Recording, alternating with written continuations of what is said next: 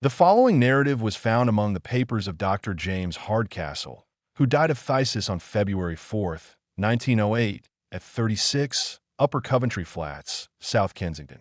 Those who knew him best, while refusing to express an opinion upon this particular statement, are unanimous in asserting that he was a man of a sober and scientific turn of mind, absolutely devoid of imagination, and most unlikely to invent any abnormal series of events. The paper was contained in an envelope, which was docketed a short account of the circumstances which occurred near Miss Allerton's farm in northwest Derbyshire in the spring of last year. The envelope was sealed, and on the other side was written in pencil, "Dear Seaton, it may interest and perhaps pain you to know that the incredulity with which you met my story has prevented me from ever opening my mouth upon the subject again. I leave this record after my death, and perhaps strangers may be found to have more confidence in me than my friend. Inquiry has failed to elicit who this Seaton may have been. I may add that the visit of the deceased to Allerton's farm and the general nature of the alarm there, apart from his particular explanation, have been absolutely established. With this forward, I append his account exactly as he left it. It is in the form of a diary, some entries in which have been expanded, while a few have been erased. April 17th. Already I feel the benefit of this wonderful upland air. The farm of the Allertons lies 1,420 feet above sea level, so it may well be a bracing climate.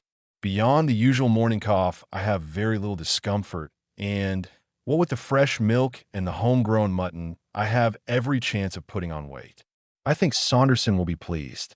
The two Miss Allertons are charmingly quaint and kind, two dear little hard-working old maids, who are ready to lavish all the heart which might have gone out to husband and to children upon an invalid stranger. Truly, the old maid is a most useful person, one of the reserve forces of the community. They talk of the superfluous woman, but what would the poor superfluous man do without her kindly presence? By the way, in their simplicity, they very quickly let out the reason why Saunderson recommended their farm. The professor rose from the ranks himself, and I believe that in his youth he was not above scaring crows in these very fields. It is a most lonely spot, and the walks are picturesque in the extreme. The farm consists of grazing land lying at the bottom of an irregular valley. On each side are the fantastic limestone hills, formed of rocks so soft that you can break it away with your hands. All this country is hollow. Could you strike it with some gigantic hammer, it would boom like a drum, or possibly cave in altogether and expose some huge subterranean sea. A great sea there must surely be, for on all sides the streams run into the mountain itself, never to reappear. There are gaps everywhere amid the rocks, and when you pass through them, you find yourself in great caverns, which wind down into the bowels of the earth. I have a small bicycle lamp, and it is a perpetual joy to me to carry it into these weird solitudes, and to see the wonderful silver and black effect when I throw its light upon the stalactites which drape the lofty roofs. Shut off the lamp, and you are in the blackest darkness. Turn it on, and it is a scene from the Arabian Nights. But there is one of these strange openings in the earth which has a special interest, for it is the handiwork, not of nature, but of man. I had never heard of Blue John when I came to these parts. It is the name given to a peculiar mineral of a beautiful purple shade, which is only found at 1 or 2 places in the world. It is so rare that an ordinary vase of Blue John would be valued at a great price. The Romans, with that extraordinary instinct of theirs, discovered that it was to be found in this valley, and sank a horizontal shaft deep into the mountain's side. The opening of their mine has been called Blue John Gap, a clean-cut arch in a rock, the mouth all overgrown with bushes. It is a goodly passage which the Roman miners have cut, and it intersects some of the great water-worn caves, so that if you enter Blue John Gap you would do well to mark your steps and to have a good store of candles, or you may never make your way back to the daylight again.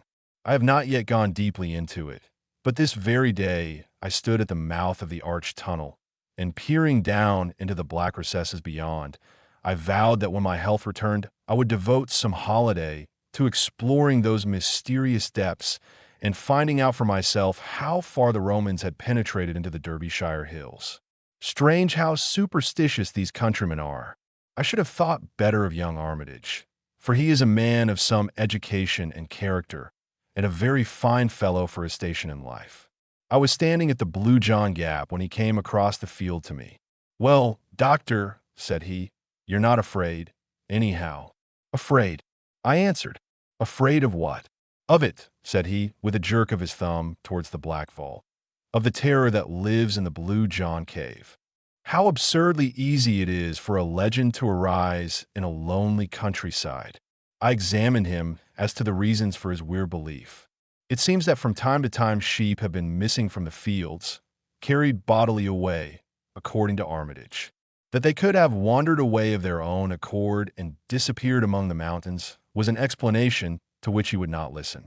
On one occasion, a pool of blood had been found, and some tufts of wool. That also, I pointed out, could be explained in a perfectly natural way. Further, the nights upon which sheep disappeared were invariably very dark, cloudy nights with no moon.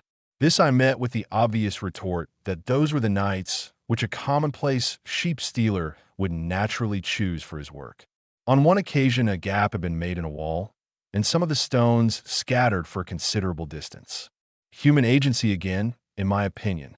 Finally, Armitage clinched all his arguments by telling me that he had actually heard the creature. Indeed, that anyone could hear it who remained long enough at the gap.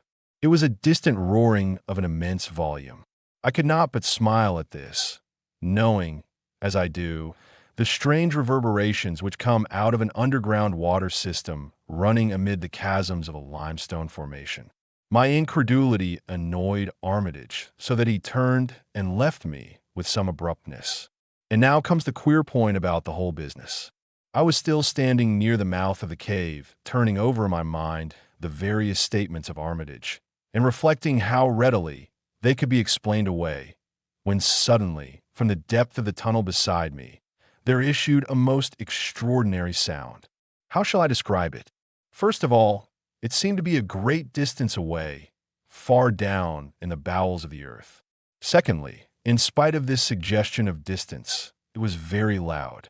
Lastly, it was not a boom, nor a crash such as one would associate with falling water or tumbling rock, but it was a high whine, tremulous and vibrating, almost like the whinnying of a horse. It was certainly a most remarkable experience, and one which for a moment, I must admit, gave a new significance to Armitage's words. I waited by the Blue John Gap for half an hour or more, but there was no return of the sound, so at last I wandered back to the farmhouse, rather mystified by what had occurred. Decidedly, I shall explore that cavern when my strength is restored. Of course, Armitage's explanation is too absurd for discussion, and yet that sound was certainly very strange. It still rings in my ears as I write. April 20th. In the last 3 days, I have made several expeditions to the Blue John Gap, and have even penetrated some short distance, but my bicycle lantern is so small and weak that I dare not trust myself very far. I shall do the thing more systematically. I have heard no sound at all, and could almost believe that I had been the victim of some hallucination suggested, perhaps, by Armitage's conversation. Of course, the whole idea is absurd, and yet I must confess that those bushes at the entrance of the cave do present an appearance as if some heavy creature had forced its way through them. I begin to be keenly interested. I have said nothing to the Miss Allertons, for they are quite superstitious enough already. But I have bought some candles and mean to investigate for myself. I observed this morning that among the numerous tufts of sheep's wool which lay among the bushes near the cavern, there was one which was smeared with blood. Of course, my reason tells me that if sheep wander into such rocky places, they are likely to injure themselves. And yet somehow that splash of crimson gave me a sudden shock, and for a moment I found myself shrinking back in horror from the old Roman arch. A fetid breath seemed to ooze from the black depths into which I peered. Could it indeed be possible that some nameless thing, some dreadful presence, was lurking down yonder? I should have been incapable of such feelings in the days of my strength, but one grows more nervous and fanciful when one's health is shaken.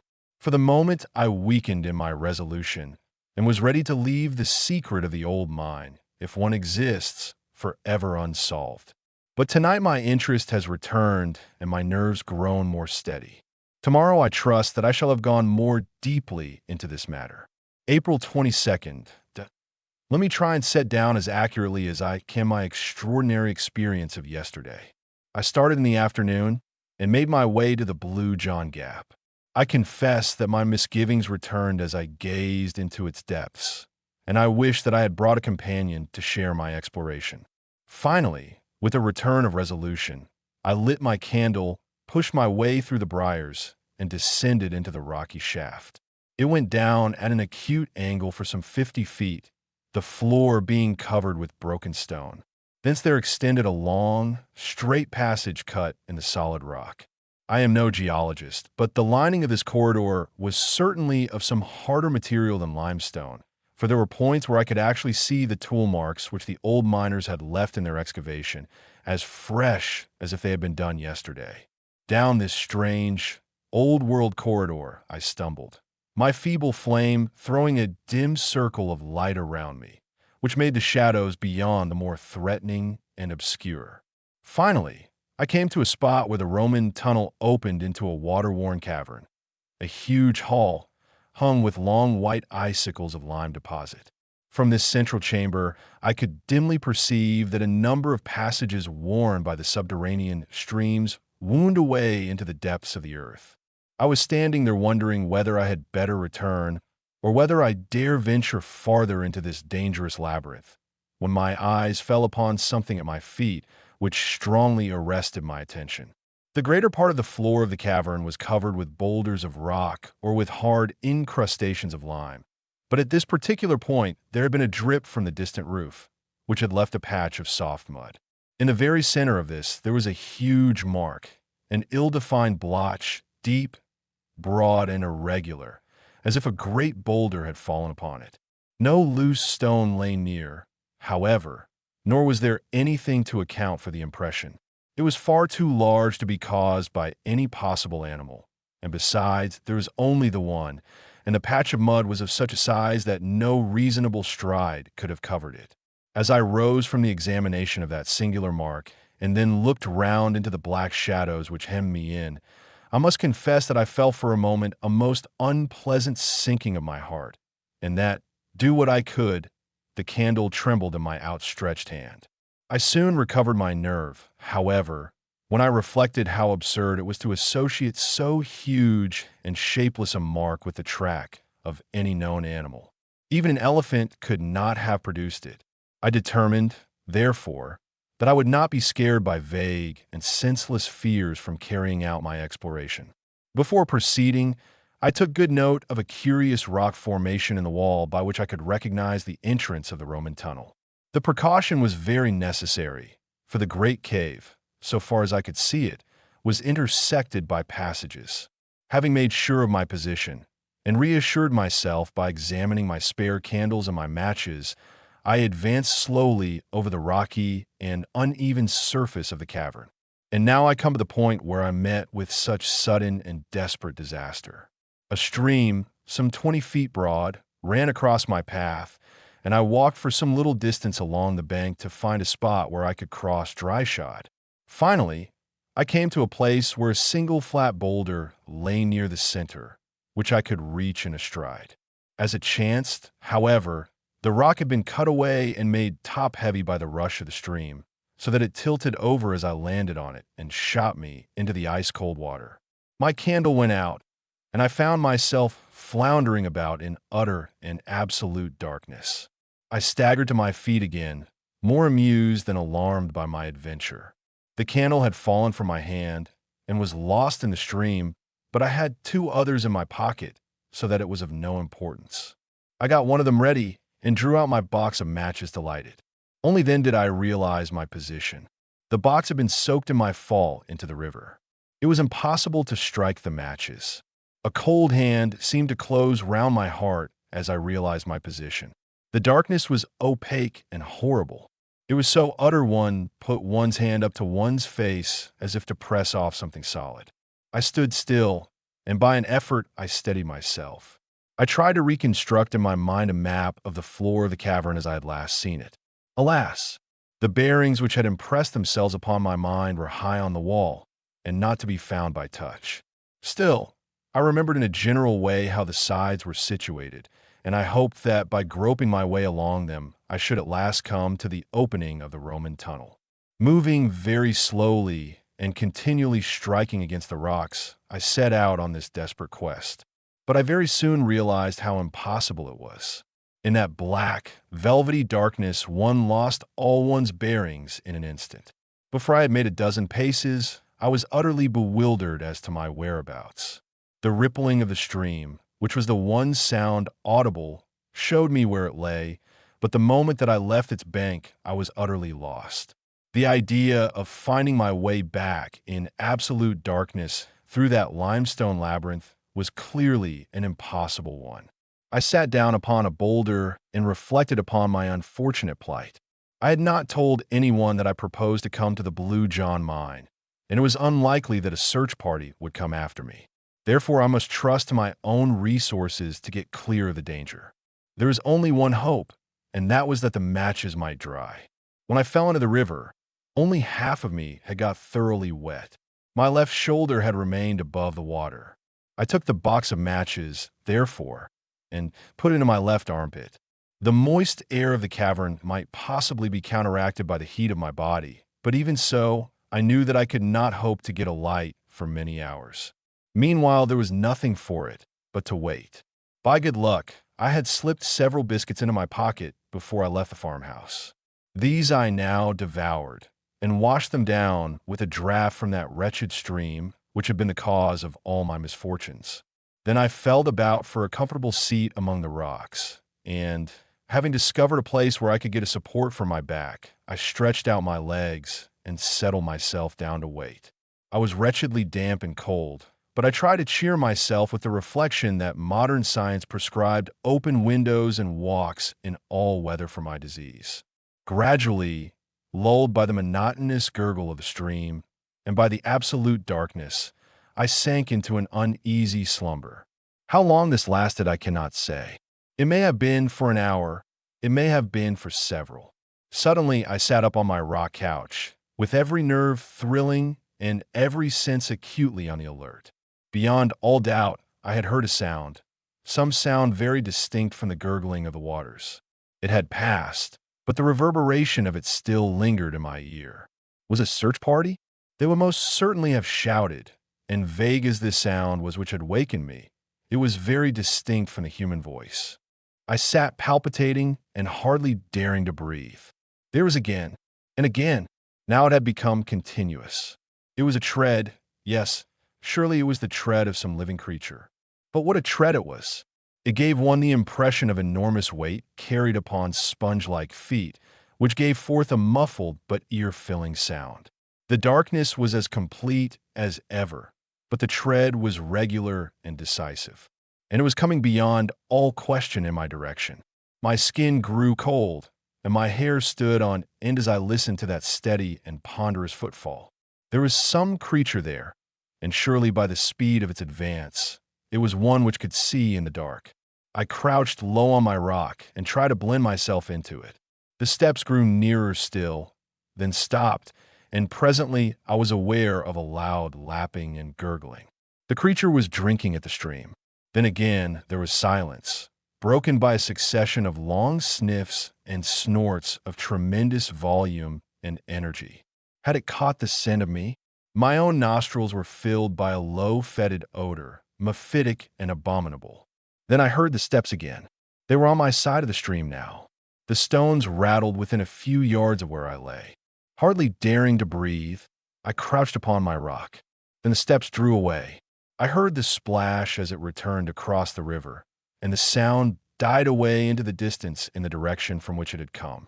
For a long time I lay upon the rock, too much horrified to move.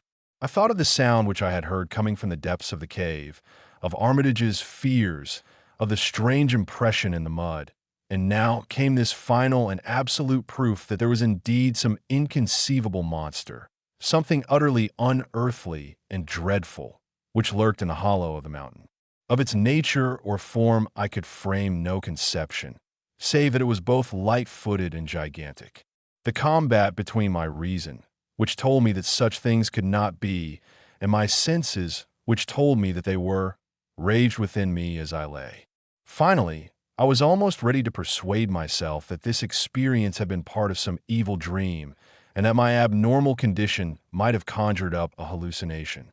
But there remained one final experience which removed the last possibility of doubt from my mind. I had taken my matches from my armpit and felt them. They seemed perfectly hard and dry. Stooping down into a crevice of the rocks, I tried one of them. To my delight, it took fire at once. I lit the candle, and with a terrified backward glance into the obscure depths of the cavern, I hurried in the direction of the Roman passage. As I did so, I passed the patch of mud on which I had seen the huge imprint. Now I stood astonished before it, for there were 3 similar imprints upon its surface, enormous in size, irregular in outline, of a depth which indicated the ponderous weight which had left them. Then a great terror surged over me. Stooping and shading my candle with my hand, I ran in a frenzy of fear to the rocky archway, hastened up it, and never stopped until, with weary feet and panting lungs, I rushed up the final slope of stones, broke through the tangle of briars, and flung myself exhausted upon the soft grass under the peaceful light of the stars.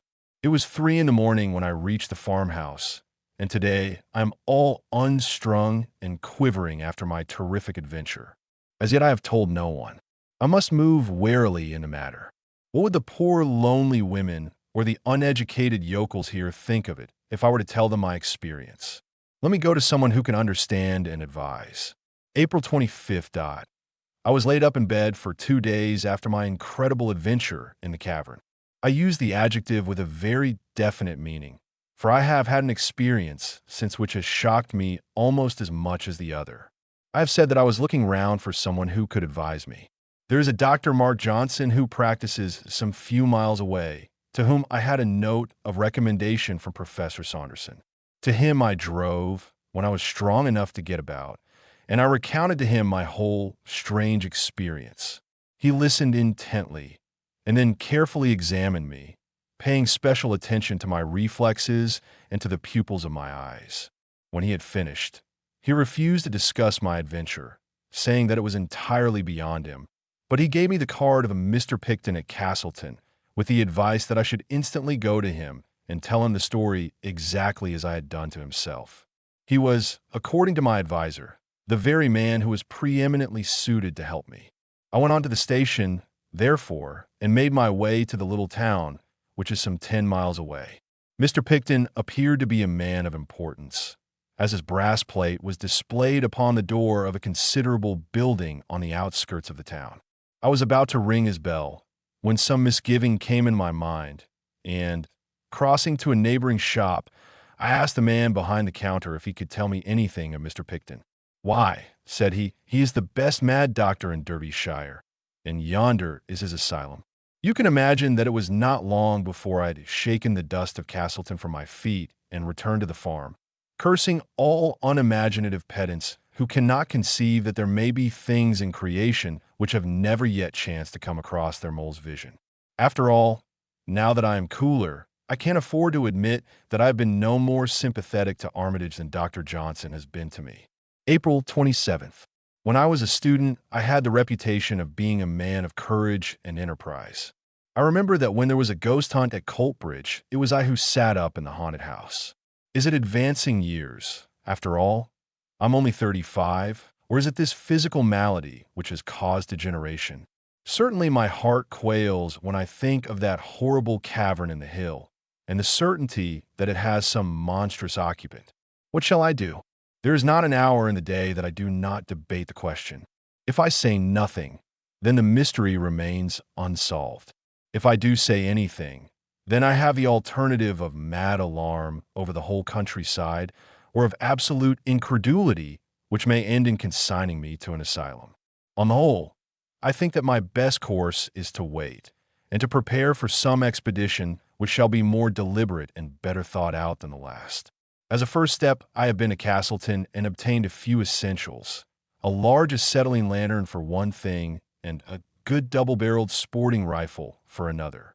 The latter I have hired, but I have bought a dozen heavy game cartridges which would bring down a rhinoceros. Now I am ready for my troglodyte friend. Give me better health and a little spate of energy, and I shall try conclusions with him yet. But who and what is he? Ah, there's the question which stands between me and my sleep. How many theories do I form, only to discard each in turn? It is all so utterly unthinkable. And yet the cry, the footmark, the tread in the cavern, no reasoning can get past these. I think of the old-world legends of dragons and of other monsters. Were they, perhaps, not such fairy tales as we have thought? Can it be that there is some fact which underlies them? And am I, of all mortals, the one who is chosen to expose it? May 3rd. For several days, I have been laid up by the vagaries of an English spring, and during those days there have been developments, the true and sinister meaning of which no one can appreciate save myself. I may say that we have had cloudy and moonless nights of late, which according to my information were the seasons upon which sheep disappeared. Well, sheep have disappeared. 2 of Miss Allerton's, 1 of old Pearson's of the Catwalk, and 1 of Mrs. Moulton's. For in all during 3 nights. No trace is left of them at all, and the countryside is buzzing with rumors of gypsies and of sheep stealers. But there is something more serious than that. Young Armitage has disappeared also. He left his moorland cottage early on Wednesday night, and has never been heard of since. He was an unattached man, so there is less sensation than would otherwise be the case. The popular explanation is that he owes money, and has found a situation in some other part of the country, whence he will presently write for his belongings. But I have grave misgivings. Is it not much more likely that the recent tragedy of the sheep has caused him to take some steps which may have ended in his own destruction? He may, for example, have lain in wait for the creature and been carried off by it into the recesses of the mountains. What an inconceivable fate for a civilized Englishman of the 20th century! And yet I feel that it is possible and even probable. But in that case, how far am I answerable both for his death and for any other mishap which may occur? Surely with the knowledge I already possess, it must be my duty to see that something is done, or if necessary, to do it myself. It must be the latter, for this morning I went down to the local police station and told my story.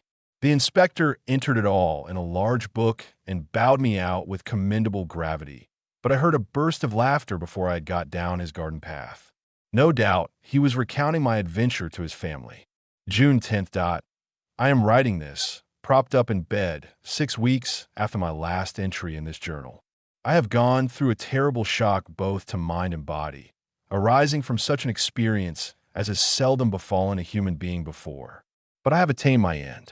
The danger from the terror which dwells in the Blue John Gap has passed never to return.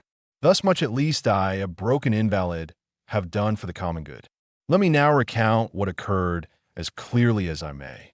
The night of Friday, May 3rd, was dark and cloudy, the very night for the monster to walk. About 11 o'clock, I went from the farmhouse with my lantern and my rifle, having first left a note upon the table in my bedroom in which I said that, if I were missing, search should be made for me in the direction of the gap. I made my way to the mouth of the Roman shaft, and, having perched myself among the rocks close to the opening, I shut off my lantern and waited patiently with my loaded rifle ready to my hand. It was a melancholy vigil. All down the winding valley, I could see the scattered lights of the farmhouses, and the church clock of Chapel-a-Dale, tolling the hours, came faintly to my ears. These tokens of my fellow men served only to make my own position seem the more lonely, and to call for a greater effort to overcome the terror which tempted me continually to get back to the farm and abandon forever this dangerous quest. And yet there lies deep in every man a rooted self-respect which makes it hard for him to turn back from that which he has once undertaken. This feeling of personal pride was my salvation now, and it was that alone which held me fast when every instinct of my nature was dragging me away. I am glad now that I had the strength. In spite of all that it has cost me, my manhood is at least above reproach. 12 o'clock struck in the distant church, then 1, then 2. It was the darkest hour of the night. The clouds were drifting low, and there was not a star in the sky. An owl was hooting somewhere among the rocks, but no other sound, save the gentle sough of the wind, came to my ears. And then suddenly I heard it.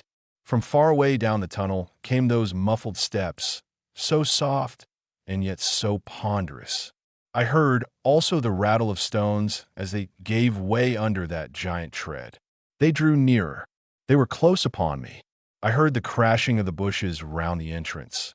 And then dimly through the darkness, I was conscious of the loom of some enormous shape, some monstrous inchoate creature, passing swiftly and very silently out from the tunnel. I was paralyzed with fear and amazement. Long as I had waited, now that it had actually come, I was unprepared for the shock. I lay motionless and breathless, whilst the great dark mass whisked by me and was swallowed up in the night. But now I nerved myself for its return. No sound came from the sleeping countryside to tell of the horror which was loose. In no way could I judge how far off it was, what it was doing, or when it might be back. But not a second time should my nerve fail me. Not a second time should it pass unchallenged. I swore it between my clenched teeth as I laid my cocked rifle across the rock. And yet it nearly happened. There was no warning of approach now as the creature passed over the grass. Suddenly, like a dark, drifting shadow, the huge bulk loomed up once more before me, making for the entrance of the cave. Again came that paralysis of volition which held my crooked forefinger impotent upon the trigger. But with a desperate effort, I shook it off. Even as the brushwood rustled, and the monstrous beast blended with the shadow of the gap, I fired at the retreating form. In the blaze of the gun, I caught a glimpse of a great shaggy mass, something with rough and bristling hair of a withered gray color, fading away to white in its lower parts, the huge body supported upon short, thick, curving legs. I had just that glance, and then I heard the rattle of the stones as the creature tore down into its burrow. In an instant, with a triumphant revulsion of feeling, I had cast my fears to the wind, and uncovering my powerful lantern, with my rifle in my hand, I sprang down from my rock and rushed after the monster down the old Roman shaft.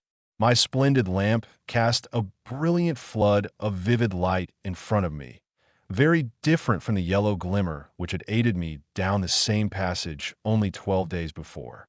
As I ran, I saw the great beast lurching along before me, its huge bulk filling up the whole space from wall to wall. Its hair looked like coarse faded oakum, and hung down in long, dense masses which swayed as it moved. It was like an enormous, unclipped sheep in its fleece, but in size it was far larger than the largest elephant, and its breadth seemed to be nearly as great as its height. It fills me with amazement now to think that I should have dared to follow such a horror into the bowels of the earth. But when one's blood is up, and when one's quarry seems to be flying, the old primeval hunting spirit awakes, and prudence is cast to the wind. Rifle in hand, I ran at the top of my speed upon the trail of the monster. I had seen that the creature was swift. Now I was to find out to my cost that it was also very cunning.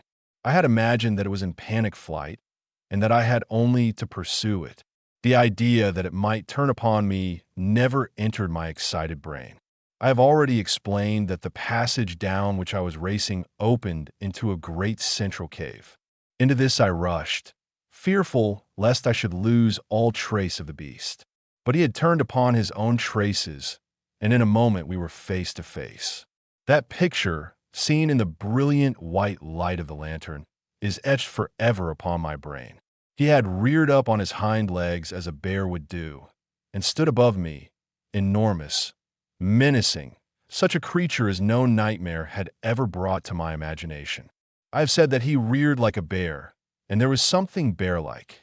If one could conceive a bear which was tenfold the bulk of any bear seen upon earth, in his whole pose and attitude, in his great crooked forelegs with their ivory white claws, in his rugged skin, and in his red, gaping mouth, fringed with monstrous fangs. Only in one point did he differ from the bear, or from any other creature which walks the earth. And even at that supreme moment, a shudder of horror passed over me as I observed that the eyes which glistened in the glow of my lantern were huge, projecting bulbs, white and sightless. For a moment his great paws swung over my head. The next he fell forward upon me. I and my broken lantern crashed to the earth, and I remember no more. When I came to myself, I was back in the farmhouse of the Allertons. 2 days had passed since my terrible adventure in the Blue John Gap. It seems that I had lain all night in the cave, insensible from concussion of the brain, with my left arm and 2 ribs badly fractured. In the morning my note had been found, a search party of a dozen farmers assembled, and I had been tracked down and carried back to my bedroom, where I had lain in high delirium ever since. There was, it seems, no sign of the creature, and no bloodstain which would show that my bullet had found him as he passed. Save for my own plight and the marks upon the mud, there was nothing to prove that what I said was true. 6 weeks have now elapsed, and I am able to sit out once more in the sunshine. Just opposite me is the steep hillside, gray with shaly rock, and yonder on its flank is the dark cleft which marks the opening of the Blue John Gap. But it is no longer a source of terror. Never again, through that ill-omened tunnel, shall any strange shape flit out into the world of men. The educated and the scientific, the Dr. Johnsons and the like, may smile at my narrative, but the poorer folk of the countryside had never a doubt as to its truth. On the day after my recovering consciousness, they assembled in their hundreds round the Blue John Gap. As the Castleton Courier said, it was useless for our correspondent, or for any of the adventurous gentlemen who had come from Matlock, Buxton, and other parts, to offer to descend, to explore the cave to the end, and to finally test the extraordinary narrative of Dr. James Hardcastle. The country people had taken the matter into their own hands, and from an early hour of the morning they had worked hard in stopping up the entrance of the tunnel. There is a sharp slope where the shaft begins, and great boulders, rolled along by many willing hands, were thrust down it until the gap was absolutely sealed. So ends the episode which has caused such excitement throughout the country. Local opinion is fiercely divided upon the subject. On the one hand are those who point to Dr. Hardcastle's impaired health, and to the possibility of cerebral lesions of tubercular origin giving rise to strange hallucinations. Some idées fixes, according to these gentlemen, caused the doctor to wander down the tunnel, and a fall among the rocks was sufficient to account for his injuries. On the other hand, a legend of a strange creature in the gap has existed for some months back, and the farmers look upon Dr. Hardcastle's narrative and his personal injuries as a final corroboration. So the matter stands, and so the matter will continue to stand, for no definite solution seems to us to be now possible. It transcends human wit to give any scientific explanation which could cover the alleged facts. Perhaps before the Courier published these words, they would have been wise to send their representative to me. I have thought the matter out, as no one else has occasion to do, and it is possible that I might have removed some of the more obvious difficulties of the narrative and brought it 1 degree nearer to scientific acceptance. Let me then write down the only explanation which seems to me to elucidate what I know to my cost to have been a series of facts. My theory may seem to be wildly improbable, but at least no one can venture to say that it is impossible. My view is, and it was formed, as is shown by my diary, before my personal adventure, that in this part of England there is a vast subterranean lake or sea, which is fed by the great number of streams which pass down through the limestone. Where there is a large collection of water, there must also be some evaporation, mists or rain, and a possibility of vegetation. This in turn suggests that there may be animal life arising, as the vegetable life would also do, from those seeds and types which have been introduced in an early period of the world's history, when communication with the outer air was more easy. This place had then developed a fauna and flora of its own, including such monsters as the one which I had seen, which may well have been the old cave bear, enormously enlarged and modified by its new environment. For countless eons the internal and the external creation had kept apart, growing steadily away from each other. Then there had come some rift in the depths of the mountain, which had enabled one creature to wander up and, by means of the Roman tunnel, to reach the open air. Like all subterranean life, it had lost the power of sight, but this had no doubt been compensated for by nature in other directions. Certainly, it had some means of finding its way about, and of hunting down the sheep upon the hillside. As to its choice of dark nights, it is part of my theory that light was painful to those great white eyeballs, and that it was only a pitch-black world which it could tolerate. Perhaps, indeed, it was the glare of my lantern which saved my life at that awful moment when we were face to face. So I read the riddle. I leave these facts behind me, and if you can explain them, do so, or if you choose to doubt them, do so. Neither your belief nor your incredulity can alter them, nor affect one whose task is nearly over. So ended the strange narrative of Dr. James Hardcastle.